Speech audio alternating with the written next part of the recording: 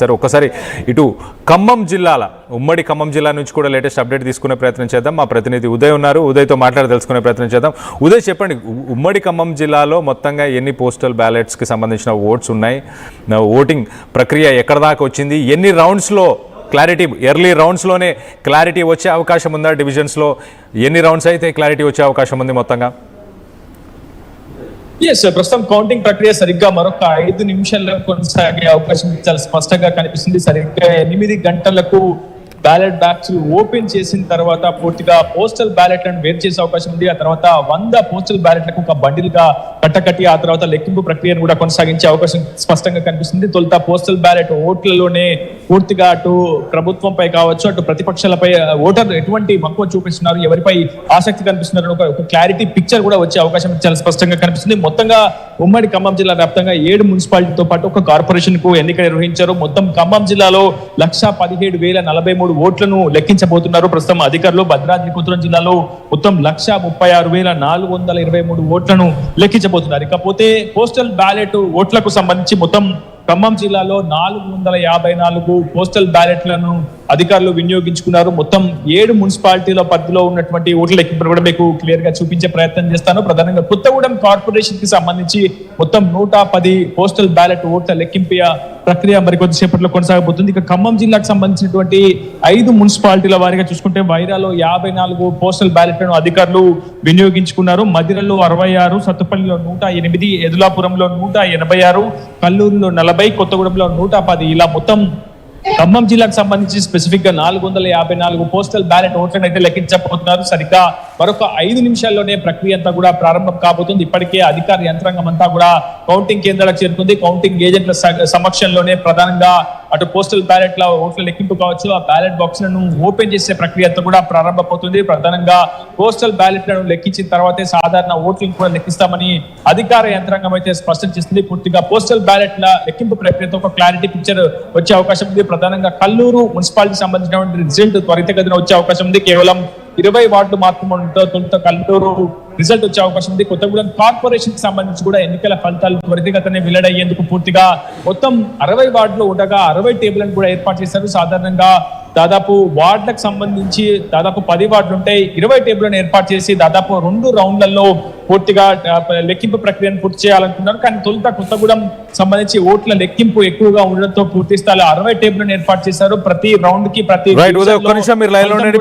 Big breaking చూస్తున్నాం. ఇటు postal ballots counting ప్రస్తుతానికి స్టార్ట్ అయింది. 136 కౌంటింగ్ సెంటర్స్, మొత్తంగా తెలంగాణ మొత్తంలో 136 కౌంటింగ్ సెంటర్స్లో పోస్టల్ బ్యాలెట్స్ని లెక్కించబోతున్నారు.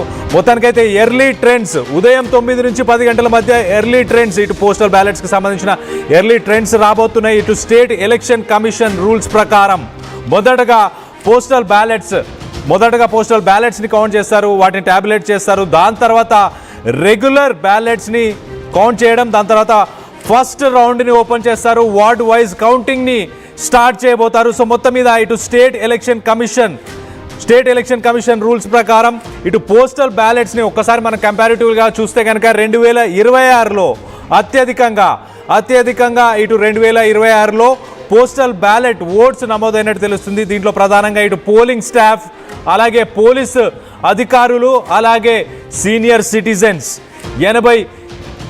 80 వయసుకు మించిన వాళ్ళు కొంతమంది పోస్టల్ బ్యాలెట్ ఫెసిలిటీని యూజ్ చేసుకున్నట్టు తెలుస్తుంది. మొత్తానికైతే ఫస్ట్ టైం అనుకోవచ్చు. ఫస్ట్ టైం ఇప్పుడు లార్జ్ స్కేల్లో మున్సిపల్ పోల్స్లో పోస్టల్ బ్యాలెట్స్ని వాడినట్టు తెలుస్తుంది.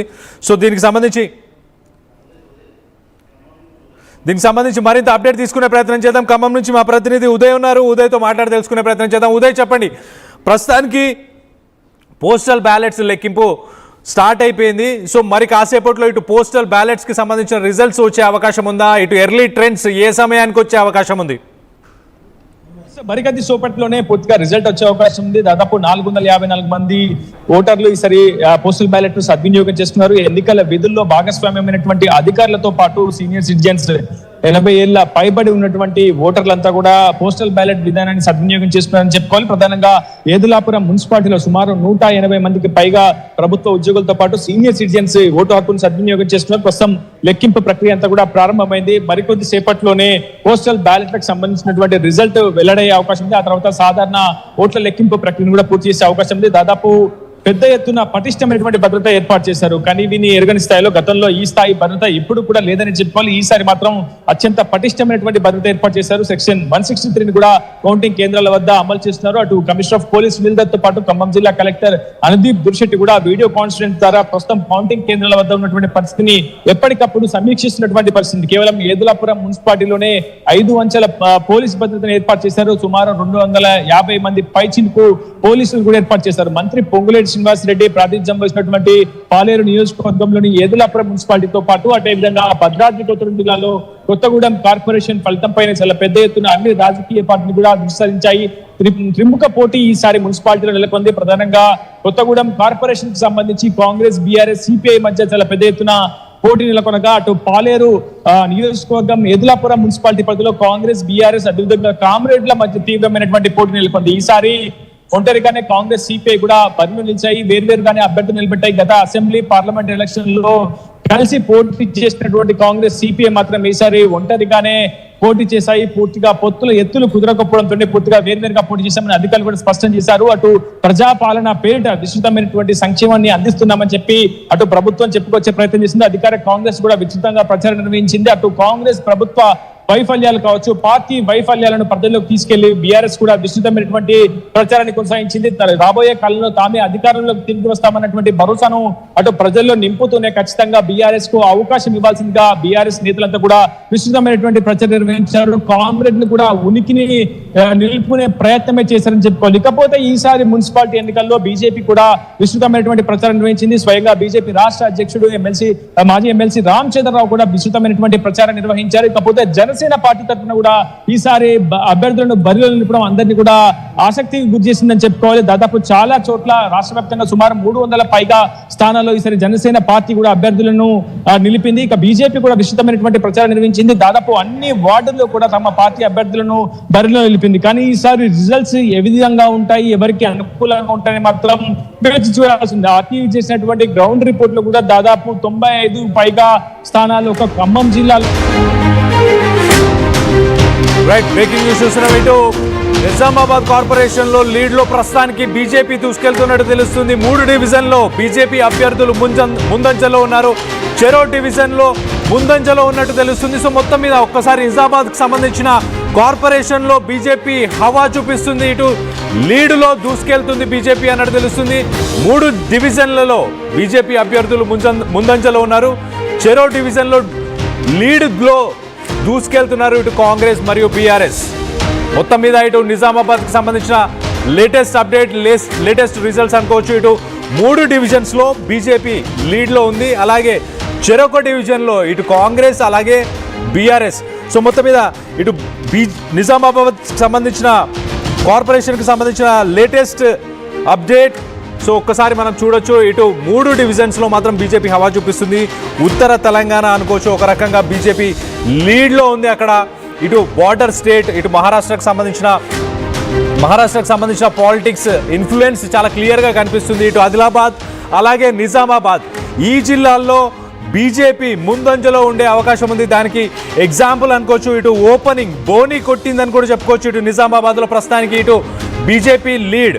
అలాగే 2 డివిజన్లో మనం చూస్తే కనుక 3 డివిజన్స్లో బీజేపీ లీడ్లో ఉంది. 2 డివిజన్స్ మనం ఇండివిజువల్గా దీనికి సంబంధించి మరింత అప్డేట్ తీసుకునే ప్రయత్నం చేద్దాం. ఇటు మా ప్రతినిధి నిజామాబాద్ నుంచి ఇటు గంగారెడ్డి ఉన్నారు. గంగారెడ్డితో మాట్లాడి తెలుసుకునే ప్రయత్నం చేద్దాం. గంగారెడ్డి, చెప్పండి, నిజామాబాద్లో ప్రస్తుతానికి ముందంజలో బీజేపీ హవా చూపిస్తుంది అనుకోవచ్చా? ఇటు ఉత్తర తెలంగాణ ఎస్పెషలీ నిజామాబాద్, ఆదిలాబాద్ ఈ జిల్లాల్లో బీజేపీ హవా ఎగ్జాంపుల్ అనుకోవచ్చా? కళ్యాణ్, ఏదైతే కౌంటింగ్ ప్రక్రియ ప్రారంభమైంది, కౌంటింగ్ సంబంధించిన ఏజెంట్లందరూ లోపలికి 8 గంటలకు కౌంటింగ్ ని ప్రారంభించారు ఎన్నికల అధికారి. పూర్తి స్థాయిలో దానికి అందరికీ సంబంధించి ఇదే మనం నిజామాబాద్ కార్పొరేషన్ లో ఉన్నాం, పాలిటెక్నిక్ కళాశాలలో కౌంటింగ్ జరుగుతుంది. దీనికి అంతర్గతంగా ఇప్పటికే బీజేపీ శ్రేణులందరూ కూడా సంతోషం వ్యక్తం చేశారు. ఎందుకంటే గతంలో కంటే ఈసారి ఎక్కువగా సీట్లు వస్తాయని చెప్పి బీజేపీ ఊహిస్తుంది. కానీ ఇక్కడ పరిస్థితి సైలెన్స్ ఓటు పడడంతో పరిస్థితి కొంచెం భిన్నంగా ఉందనే చెప్పొచ్చు. నిజామాబాద్ కార్పొరేషన్ లో పూర్తి స్థాయిలో గతానికంటే ఈసారి కొంత భిన్న అభిప్రాయాలే వ్యక్తమయ్యే అవకాశం లేదు. ప్రతి ఒక్కరు కూడా మార్పు అనేది కోరుకునే పరిస్థితిలో ఉన్నది. ఏదేమైనప్పటికీ నిజామాబాద్ ఉమ్మడి జిల్లా వ్యాప్తంగా 7 మున్సిపాలిటీలు ఒక కార్పొరేషన్. కామారెడ్డిలో ఇప్పటికే 49 డివిజన్లకు గాను మనం ఆర్టీవీ ఇప్పటికే మనం పూర్తి స్థాయిలో సమాచారం ఇచ్చాం. దానికి అంతకు సంబంధించి ఆర్టీవీ ఇచ్చిన నివేదిక ఖచ్చితంగా